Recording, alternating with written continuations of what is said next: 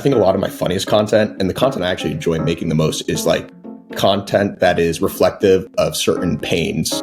Understanding that this green screen behind me is a tool, not a weapon. I don't think you know how important this is relatability. It has to be freaking relatable. The whole philosophy has been you have to keep going forward, you have to innovate, or else you're going to become irrelevant. Hey, welcome to the Behind the Frames podcast. This is a podcast about entrepreneurship, creativity, and content. And today we're joined by James Leonidas.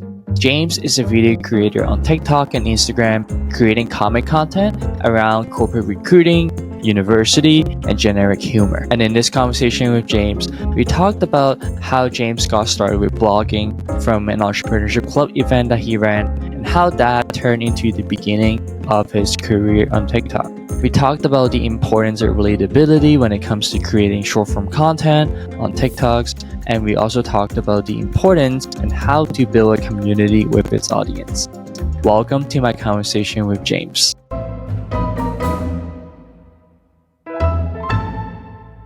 To get started, I wanted to ask you this one question. Who is Daniel Dart? Daniel Dart, man, that's a throwback. When I was in college, I just graduated, I ran the entrepreneurship club, and he was like a guest speaker we had. And he's just someone with an absolutely wild story. So he was like homeless growing up, grew up in a really bad part of Southern California, and then he turned into like a rock star. So he went on like tours. He started a rock band, a punk rock band. And then he went to prison, and then he went to MIT and became like a relevant venture capitalist. And I was so inspired by his story that I was like, you'd be a great speaker to bring in. So he came in to speak with our club, and everyone was there for like 2.5 hours just listening to him. He was like full of wisdom. So that's the short on Daniel Dart. He's someone I met and networked with, and then brought him in for a speaker event. I think shortly after that conversation, like you started blogging.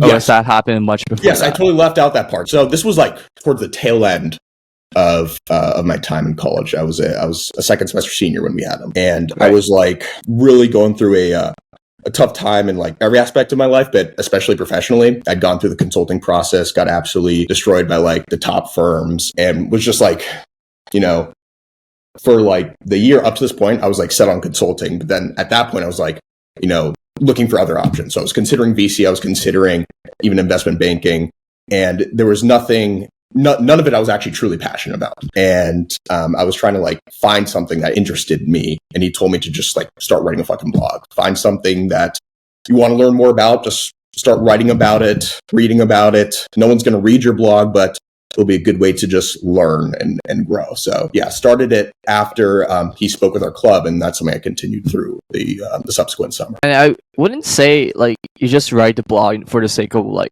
blogging or recruiting.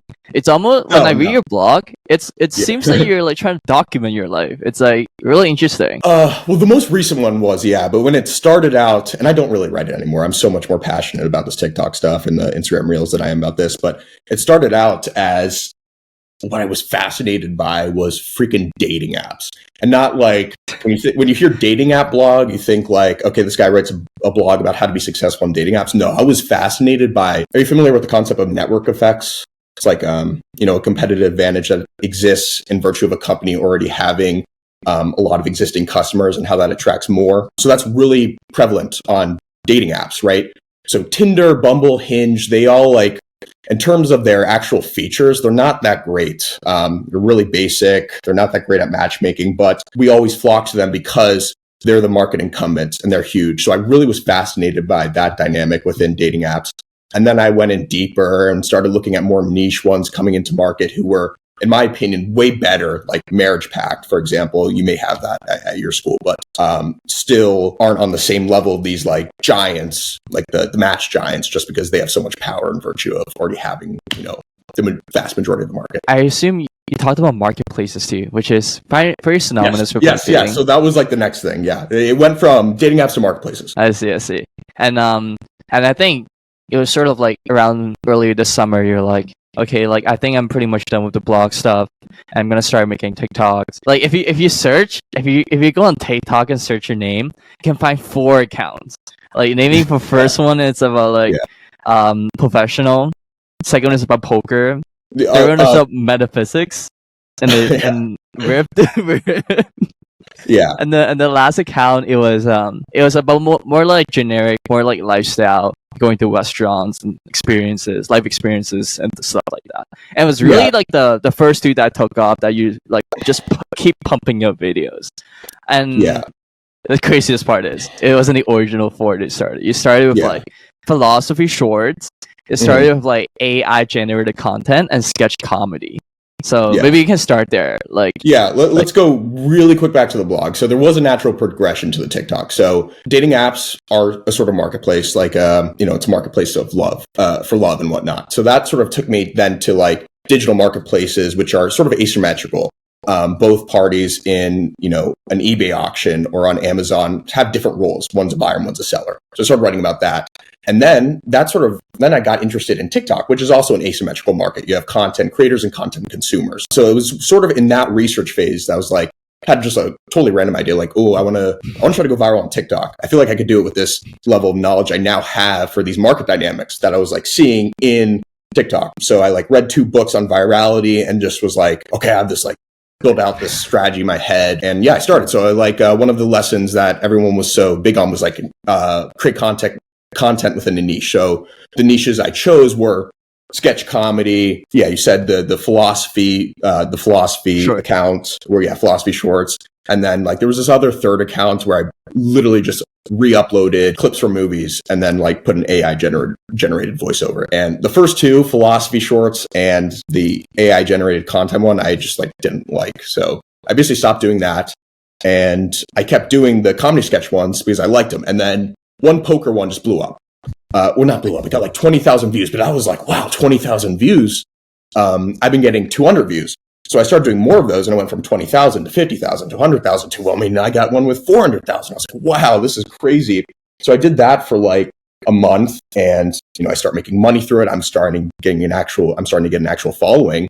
But I was really, my whole philosophy has been, you have to keep going forward. You have to innovate or else you're going to become irrelevant. So then I was like, how do I expand on this? And I tried to do it within the context of that poker account, but anything that wasn't poker content did not do well. So I created a whole separate account for corporate humor, and that's James Leonidas2. James Leonidas1 is the poker content, and James Leonidas2 was corporate, which then went to college, which is now more just a general humor account. I can post anything there, and if it's funny, it'll do well, which is huge. Like, if I think about it, it's pretty deliberate, right? Like, I think a lot of people might have made mistakes where, like, they use the same account for everything, and you deliberately, like, made accounts for every single thing out there, or, like, every single but actually, type of content. that was my original approach. I don't think it's the right approach anymore. So I was like, okay, first account is poker, second account is corporate college, and then I made a third account for general humor. But then I was like, I can't managing 2 accounts are impossible. I can't manage a third account. So I'm now trying to, and I'm actually, I'm sort of succeeding in turning that from just a niche comedy account to a general comedy account, which obviously has the biggest reach. So I disagree now with my original approach, which is create multiple accounts for different niches.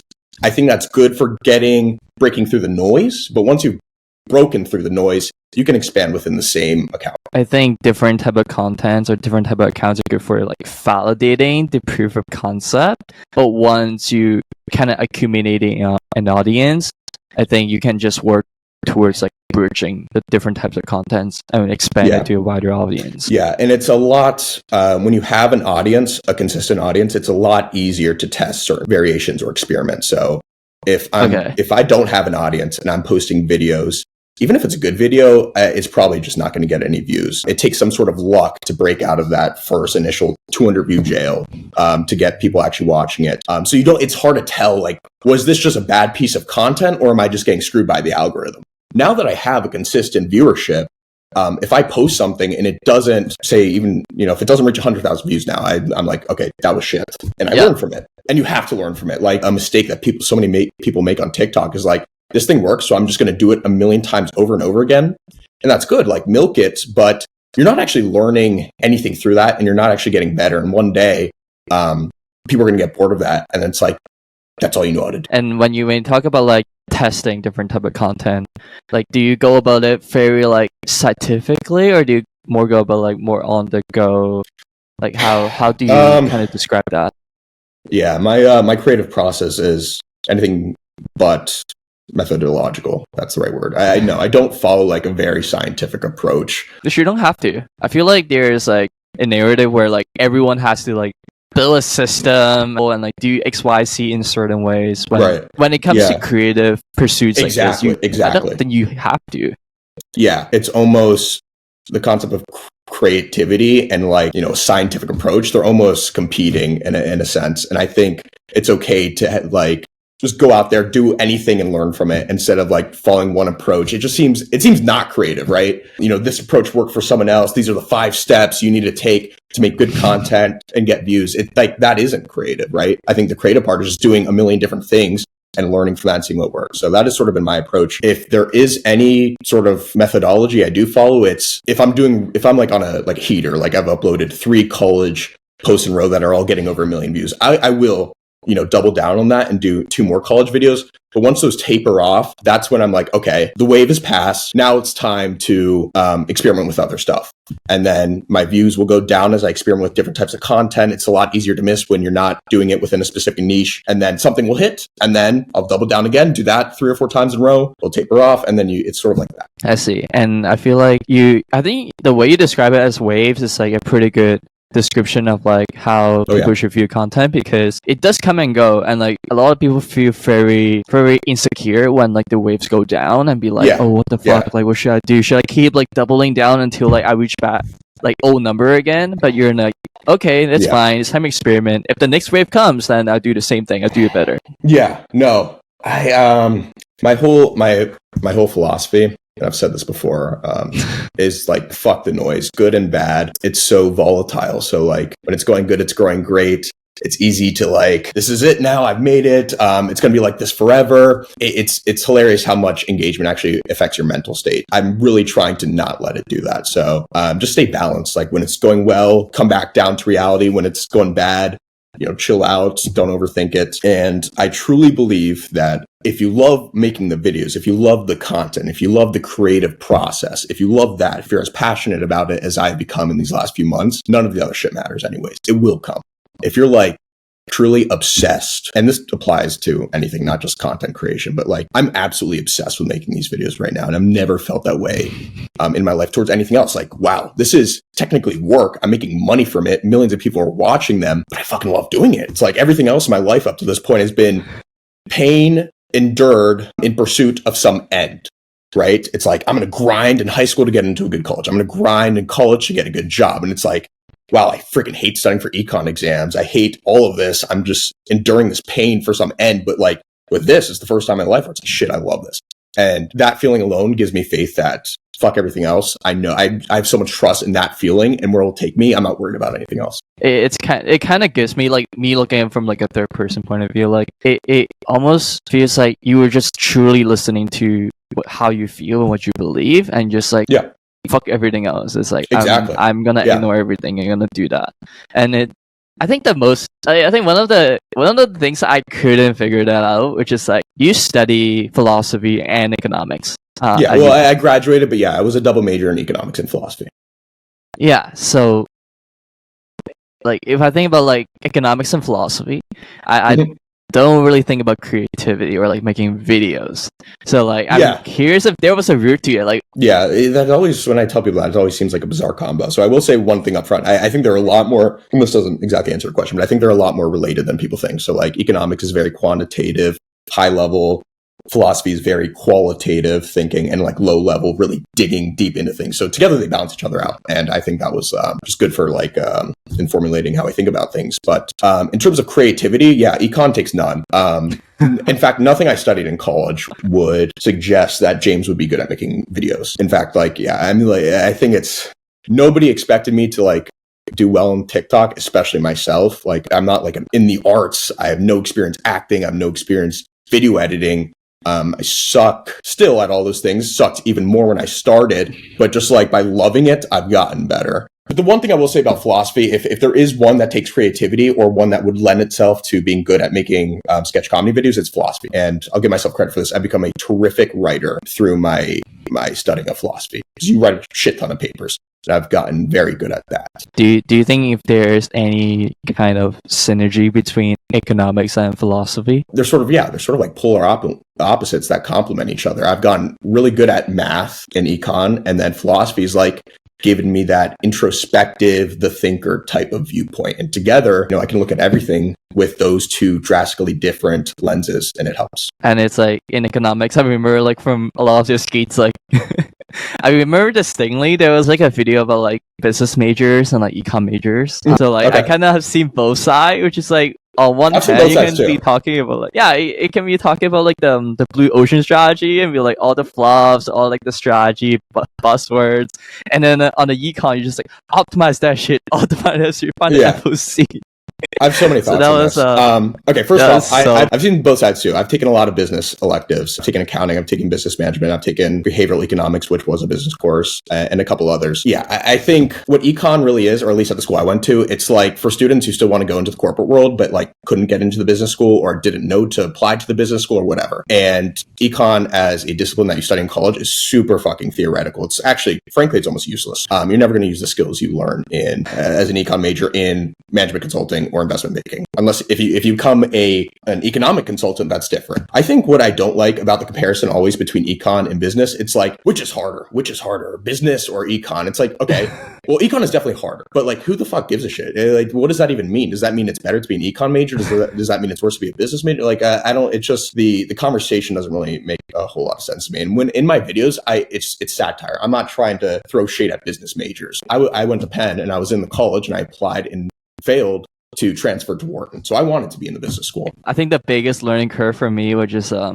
taking econometrics, and they expect you to know how to use R on day one, and just give you this like unlisted. I'm so glad that is 500 something. YouTube Yeah. videos. Sorry. One thing about that, I had no idea that was like a universal experience for econ majors. Like there were so many people commenting like, what did they say? It's some type of experience. It's a canon experience. Like I didn't know it was that. Yeah, everyone says canon, that canon event or something. But yeah, I guess like you go into an econometrics course, it's like, yeah, you have to all these problem sets either involve R or MATLAB. It's like, how the fuck do I do this? Now I have to go on YouTube and like learn this and learn it like pretty awfully too. Like I don't know how to code in R now, but yeah. Let's go back to the corporate humor, the TikTok account that you started.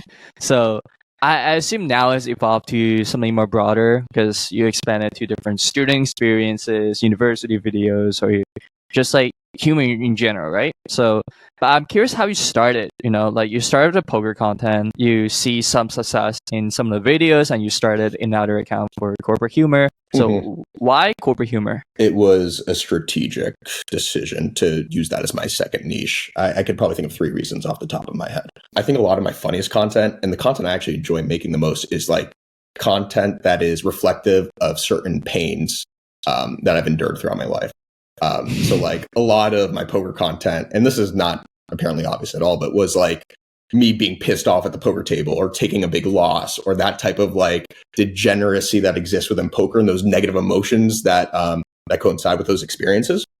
And man, if there was anything that has ever happened to me that has caused me more trauma than like my professional recruiting failures. My professional recruiting failures were some of the most painful like experiences of my life. So I thought, that could be a good topic. That's number one. Number two, and this is good advice for anyone, trying to make content on TikTok. Look to where you have a competitive edge. So there's only so many people that can make content about corporate recruiting. They have to have gone through that process. So that already eliminates a huge percentage of the competition. And it's it's so niche. The fact that it is so niche, like I started only making consulting recruiting content on that account. The fact that it is so niche is the perfect launching pad because you build sort of a nuclear audience who really doesn't have many options for this type of content elsewhere. Not many people are making that type of content. And they come back because it's so relevant to them. And then you sort of just expand at the periphery, right? So that's what I did. Went from consulting to, really, it wasn't even corporate at the beginning. It was just consulting recruiting humor, to consulting humor / corporate humor, to college, you just sort of expand. When you start with that nuclear niche, it's good. And then maybe there was a third one that I can't quite remember now. But I think if the viewers or you taking the time to like go through James' content in about his corporate humor TikTok videos, like you started out like those videos are good. Those videos are so fine. Like appreciate you use a lot of different techniques. Whether if it's like green screen, you created multiple versions of yourself to add as different like roles in those TikToks, which add a lot of colors to it because it feels more customized. It feels like it's part of like a bigger story you're trying to tell rather than just like you one person talking in front of a camera. What's the biggest learning curve at the very beginning? I think I grew very, very quick on both poker and the corporate account. The content, I would say, when I first started posting on the corporate account was already pretty good because I'd been doing it for a month on poker. But yeah, so I think for me, it's just been learning about like why my content does well and why others don't. For example, like a video would do well at the beginning and I just wouldn't know why. And I wouldn't really know what the audience liked about it and how to sort of replicate those tactics or, one video to the next. And, some of the things I have learned throughout that are like one, and everyone knows this, but like, I don't think how important this is relatability. It has to be freaking relatable. And like, that is by far the most important thing. Two, something that was a huge learning curve for me was, this is a good one. Like effort in humor does not guarantee, success or a good result. So if I put in 30 hours of effort into I don't know, just your standard YouTube tutorial video or something, that, each hour will make the video better, even if it's only by a little bit. But it is so freaking easy in comedy and sketch comedy videos to actually put too much effort into it, to over edit it, to and to just think about it too much to the point where you lost sight of what the original joke, the premise, what made this funny. So understanding that this green screen behind me is a tool, not a weapon. It's something that you have to use to emphasize the humor, but it's not going to make it funny itself. It's just a tool. So multiple versions of myself, I don't think that in of itself makes it funnier. I think it gives me a wider range of content scenarios. So now I can do videos that involve multiple characters without actually having to get friends to record them with me. But just having two of me isn't, I don't think, all that funny. It's how I use them. I'm curious, when you make a TikTok, when you make a skate, what comes first? Whether if it's the writing, the screening, the characters, how do you kind of layer and sequence them? Yeah, sort of in line with what I just said. I don't like to over-engineer. Exactly. I don't like to do too much at the beginning. And I have, and it actually it's almost inversely correlated to the quality of the content. For example, here's my process. I'll come up with a premise. I like broad ideas, taking a test or bombing a test or group projects, things that are just they're just things. They're not even a premise for a video really. And that sort of gives me some guidance. And then I literally for 15 minutes, I'll walk around in my room, just pacing, just thinking oh, this could work. Oh, this could come after this. And I'm just thinking the flow through my head. And I'll write down literally 6 very basic bullet points. And that's it. And then it's all right, time to record. I got the flow. I think I know how I want to do this, who the characters are going to be. And if I do too much in that early stage, I don't think I've ever written a full script, but I've written out lines before, and it always makes it worse. It's once I'm in the studio recording, that's where that's where the natural comedic instincts kicked in. That's where I can improvise a little. If I over engineer or overwrite at the beginning, then it's so easy to lose the humor. Let's say if you over prepare and write down the full script going into the filming session, you'd be more afraid of not reading the exact words rather than delivering the emotions and the relatability. Definitely that, but I think there's probably more to it as well. It's that's probably the biggest thing. And the fact that I'm more focused on what I already, how I already envision this. And I'm thinking about the structure I'd reformulate it instead of what I can be doing right now to change it up. Yeah. It's just I feel so much of it needs to be improvised and on the spot. And oh, I just had this idea. I think it's funny. I'm going to act it out now. It's just that impromptu, spontaneous, whether it be like an idea for a line or like way a character says something, when it happens in the moment, it's just so much better. I see. And I want to go back to like the relatability theme that you were talking about. Like, yeah, when you're trying to be more relatable, obviously, like the first thing it's really to reflect on your personal experience, see what really hurts the most, what really makes you the happiest the most.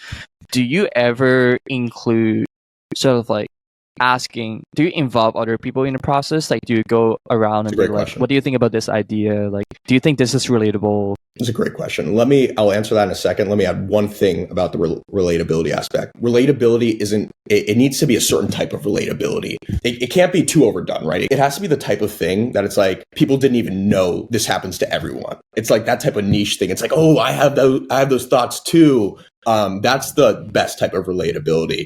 The stuff that is universal, but like you don't really know everyone has the same experience. So that's what I'm always trying to think of. Like, what are those types of things that have happened to me, but like aren't completely overdone? And then to answer your question, yes, I've recently started involving people, just my two best friends, or two of my best friends, my friend Mark and my friend Sam. What I will do now is like, I'll come up with an idea, premise, like I said before, and write out some like sub ideas under them. Those are like the relatable things, and I'll send them to them and I'll be like, dislike, or okay, with like their text reactions.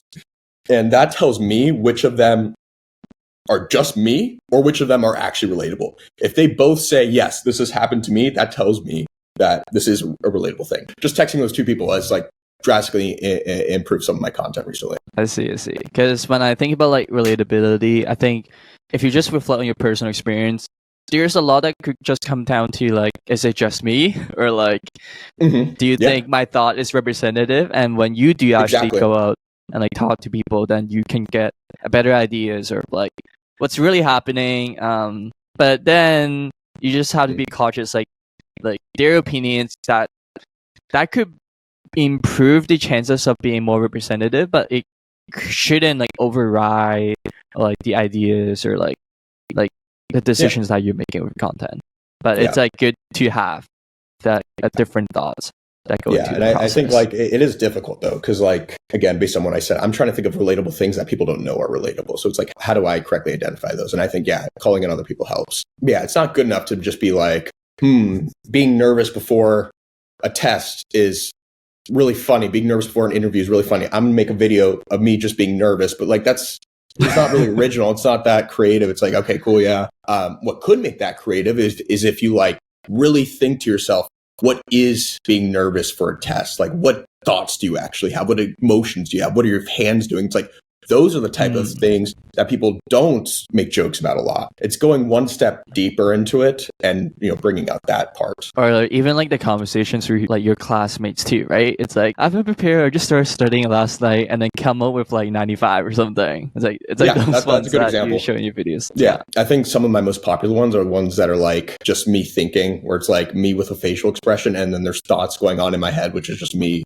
overlaying like a voice recording. And when you talk about like you're trying to find niches that haven't been really tapped to, that hasn't become super normal yet, that you wanted to explore, the first thing that came up to my head was just like, the only way to do this is really to figure out what's out there by consuming a shit ton of content. Are you someone who consume a lot of content outside of your channel? I do, but I don't do it to make better videos, to be honest. And this could be something that I'm just wrong about, but I like, if I'm starting a business, I'm going to be scientific about it. I'm going to do research on the market. I'm going to understand who my competitors are, what they're doing. When it comes to content, I don't feel the need to do that. I feel like, again, it comes back to the word creativity, but like, I feel like that's something that's found within, and looking too much at other people sort of inhibits that originality of yourself. The one thing I do pay attention to though is editing tricks, because I suck at editing. I've gotten better, but I still suck. Like, I have no experience in it. So man, there's one guy who's so good. When I found his account, I was so impressed with how good he is at making videos. He's in my DMs. We're friends now, which is pretty cool. Jaden Williams. He has like a couple million on TikTok. He is absolutely the best editor I've seen on the platform. So I'm like I look at his videos to see like, how he does things. Have you ever thought of expanding the team or your channel to more than like a one-person team? Yeah, I would love to, man. I honestly, I had hopes that I would be well on my way towards that at this point. But right now I'm only making money through Creativity Beta, which pays ridiculously well, by the way, just through like views. And I've really held off on sponsorships up to this point. I get like offers, but they're from like not any brands I know. And I don't want to promote something that I don't like or haven't used or whatever. Hopefully in the near future, I'll start making more money through different streams. And then I can really reinvest in the videos and get a team, get a better studio. That's the idea. That's cool.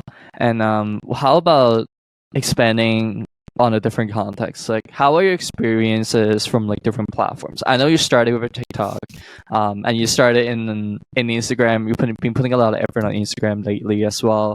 How have your experiences been on different platforms? So I only do TikTok and Instagram. TikTok is really like the one if I were to say like, do I make TikToks or do I make Instagram reels? I make TikToks.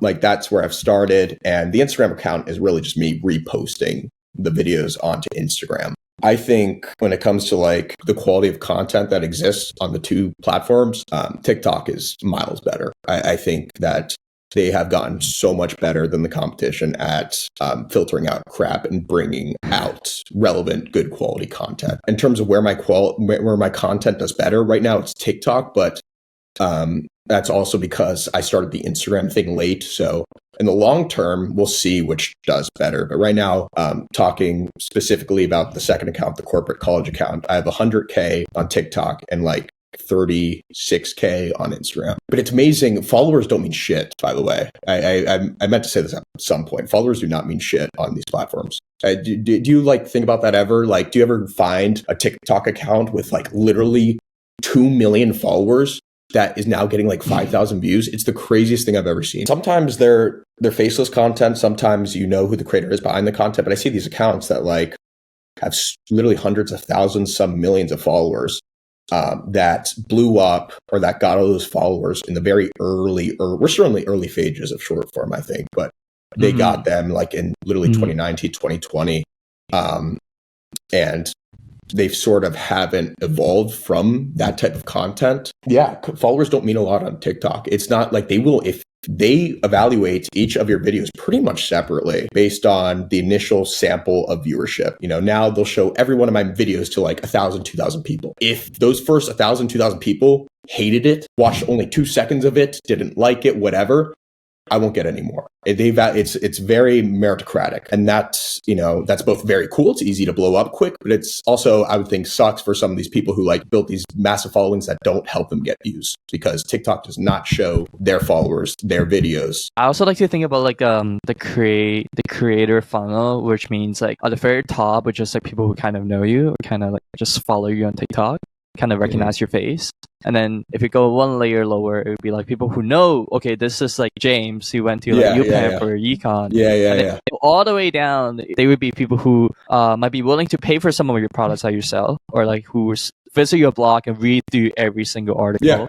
I think what matters is really like the latter half of the funnel, not like the top half. But you kind of need the awareness to like be able to comfort that. So and that latter half, those are the people who like, those are the ones who come back and like actually care about like you and will still come to your page. Like that, you're right. Those are the more important ones. And like I'm grateful for every freaking person that's ever watched one of my videos. I think it's the coolest thing that I actually like create stuff that people like to consume. That's sick. I wrote fucking papers for years in college that I'm not even sure if my professor read them fully. So, but man, I appreciate that so much. And I've like tried my absolute hardest to recognize those people, the people who were like always comment, especially like in the early days when they were younger, who would always like, comment, engage. I would follow them all back. So pretty much everyone I follow on both these accounts are just like people who have followed me and have commented on my stuff. And then I post on my TikTok friends only posts, like post just for these 150 people, these loyal people. And it's just sort of like this. It's me talking to them, not in character or anything. And I think that's sort of that through that I try to express like, I know who you are. I really appreciate you. Here's a little bit more of who I am. I'm always trying to, be it anyone, like and respond to as many comments as possible. On some videos, I get thousands of comments. Some I get hundreds. Well, I think a mistake that so many people make when they're starting out on TikTok is like not giving attention to those like 2 or 3 comments that you're getting, right? It's like always respond to comments, like comments. That's how you like sort of start to build an early following. And I still try to do it now, even though it doesn't matter anymore, even though like responding to comments it won't have an effect on anything anyways. But I still do it, just like try to show my appreciation. Mm-hmm. And I think even people who are scrolling through the comments will also recognize that, right? Like, I think it's really easy to tell if a creator, it's like, is he trying to engage or does he not give a shit? Like if you scroll like he's trying to likes 30 comments out of like 500 comments. I think that means he is still trying to respond and be active. But you can see if there are 300 comments and he didn't give a shit, like no reaction from the creator at all. Like that's like 100%. Pretty and I swear to God, I didn't start doing this for that purpose. I've realized what you just said by going through other pages now. When I like go in the comments and it's like when I see like the creator liking everything, I have the same reaction. But that's something that wasn't very apparent to me back when I first started like really trying to engage back with viewers. Has there like a memorable or like a favorite comment you got from someone that made you feel special in any way? There is one there's one iconic comment. It's from the poker account. It was one of my very, very early poker videos. This must have been my 5th poker video. And it was about like the types of janky dealer chips you use when you don't have like an actual dealer chip. If you ever play a home game, it's like anything could be the dealer chip. It could be a fucking box of goldfish or like a pumpkin or a dog, whatever. So I made these 2 videos of like the types of dealer chips you use at home games. And it's like, and one guy commented, my dealer chip is my 2010 GMC Arcadia. And I thought that was just really funny. Just like the image of that. So that became an iconic comment. And that guy, user 637, is like, he's one of the user guys, has been like a loyal follower since the very, very early days. I'm friends with him on the poker account and the corporate account. I didn't do the joke justice. It was a funnier comment than I just described it, but that's the iconic comment, the 2010 GMC Arcadia joke. You should do like an online poker tournament, like a live stream. It'd be kind of funny. I've been meaning to live stream. Apparently it's a great way to get followers quick and money quick. I just don't know what the fuck to live stream. No, just live stream yourself playing poker. Yeah, well, I'm not really active on the poker account that much, man. Right. It pays really well. Like my RPM is so much better on poker, but just like the exposure I'm now getting on the second account, it's just like hard to justify spending too much time on the poker when I can consistently get 500,000 or more views on the second account. Right. And that's something I've actually like. I'm starting to get good at recognizing whether a video will do well or not before I upload it. In the past, it's been like, okay, I'm about to upload it, will it do well or not? It was just so like unknown. But like part of the learning curve is like watching a video after you create it and just like sort of knowing. You get better at that. It's like it's like a muscle that you're training and to learn about like what kind of videos or like what parts of the videos people love, like people fuck with it, you know? Absolutely. And I could like write down on a long piece of paper everything I've learned about this, 100 bullet points, like do this, don't do this, don't do this. And if I gave it to you, it wouldn't be very useful to you. You have to, it's a muscle, it's an instinct, it's something that you have to develop by doing. So let's say if you think about like maybe the channel in like 6 to 12 months ahead, like I think there are many directions that you can take it to. I'm curious if there are anything that you look forward to or keeps you up at night about the channel, about the future of the channel. I go back and forth every freaking day on like what direction I could take this. Honestly, I have less of a clue now than I did probably like a month ago. Do I stay native to TikTok or do I try to expand to different types of video content on different platforms? Do I think I'm funny enough to maybe venture into stand-up, or in the long term, could I, make my own sketch comedy show like a Key and Peele? Like it's nice to have a dream like that and then like start aligning your tasks and what you're doing now towards that end. But I don't know what that end should be yet. Originally, my plan was, I'm an entrepreneur. Originally, the plan was like, okay, get big on TikTok and then leverage the audience to, make a really good product that has value and sell through the audience. And that's something I'll still do, but I'm not sure if that's the ultimate end anymore. I may want to, take, a bigger step into the entertainment creative front of this. Yeah, I think you pretty much listed all the potential avenues that you can take, right? I do think about it. I'm just not sure about it. Yeah. I see. Whether if it's like the stand-up scenes or like the Hollywood scenes or like starting a product or the service that you can leverage your audience to sell to, or just keep pushing and make this like a media company, like a morning brew or something. So I think just the way I feel about it right now, man, I forget any success I've had up to this point. I'm like so sure this will turn into something really, really big just based on the way I feel about what I'm doing right now. Because I've never in my life been so in love with like something that is actually has some value. I hopefully I figure, get a better sense of direction along the way. But as long as I keep this feeling and like still want to be doing this every free moment of the day I have, then I'm sure I'll get there. Absolutely.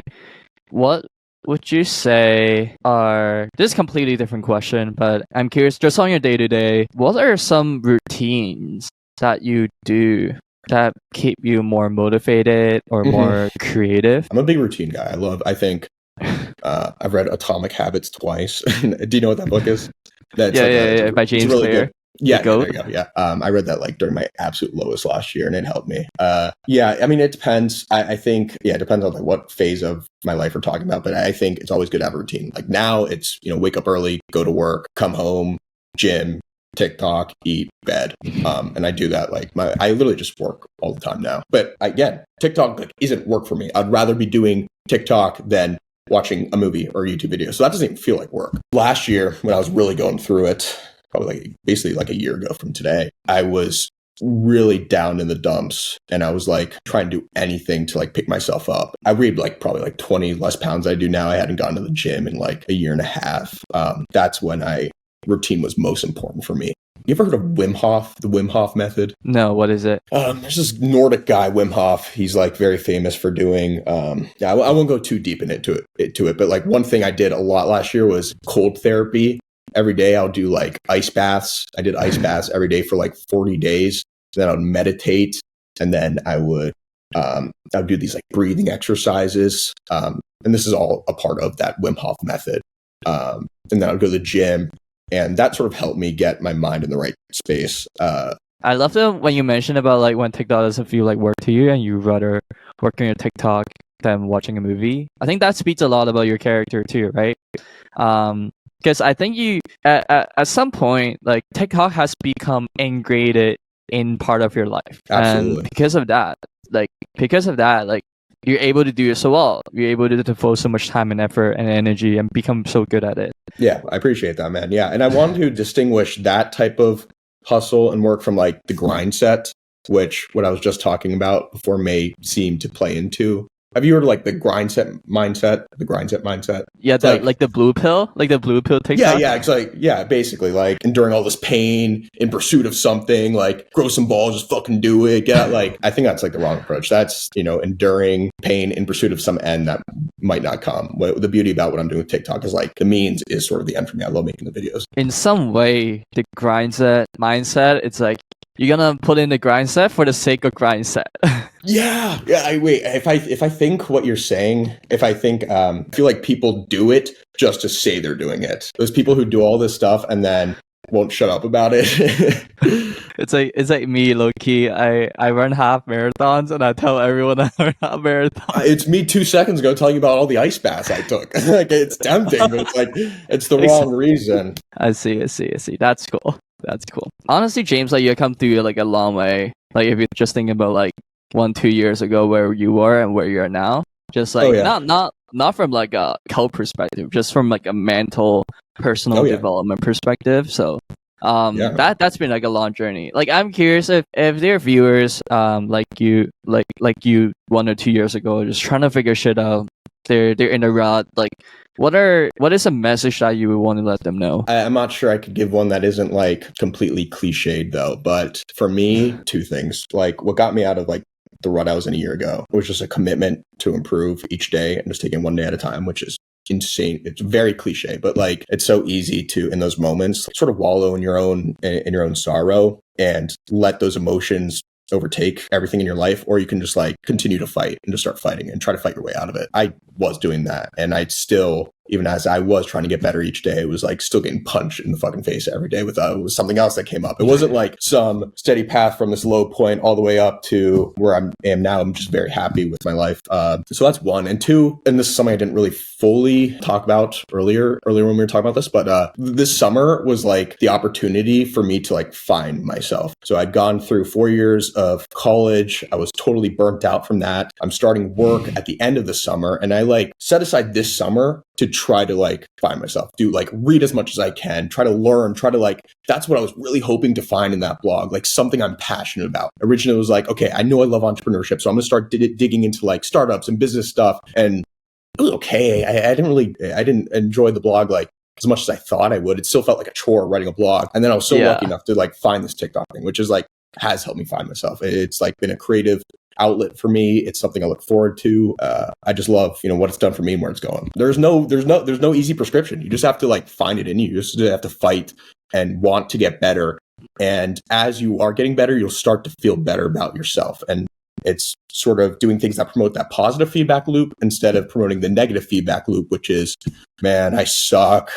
I feel bad. By feeling bad, I have negative thoughts. It just like a quote that has always resonated with me. Something I have on my wall is success is going from failure to failure with no loss of enthusiasm. So, take the punches and just keep rolling. I'd like to ask our guests to leave our audience with a challenge for the end of every episode. Like, I'm curious if you have any ideas top of mind. I would say find something that you are passionate about. That's the most important thing, and something that you love. And a good way to do that is by just like learning. So an actually practical task or challenge I would suggest is like read a book or listen to a book every 2 weeks. You'll be shocked by how much you absorb over like a year of doing that or 6 months of doing that. Not the best challenge, but I think that's a good starting point for something. But let's say if I've never read before, nor I have like a particular interest on a certain genre, like where should I get started? Find someone who, like a public figure, thought leader,